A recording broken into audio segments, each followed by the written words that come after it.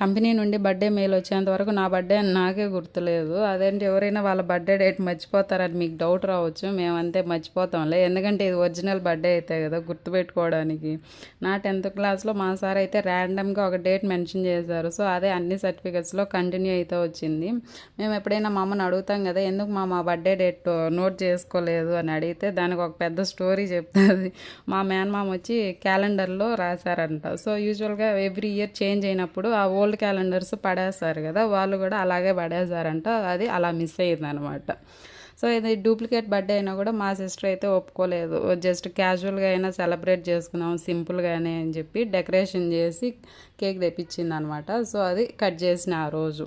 ఆ టైంలో దార్వి నిద్రపోతుంది, అందుకే మేము అంత ప్రశాంతంగా చేసుకున్నాం. లేకుంటే సీన్ ఇంకొకలాగా ఉండేది. అన్నట్టు ఈ వీక్లో దార్వి బర్త్డే ఉంది. ఆ వీడియోస్, షాపింగ్ వీడియోస్ అన్నీ పోస్ట్ చేస్తాను, మిస్ చేయొద్దు.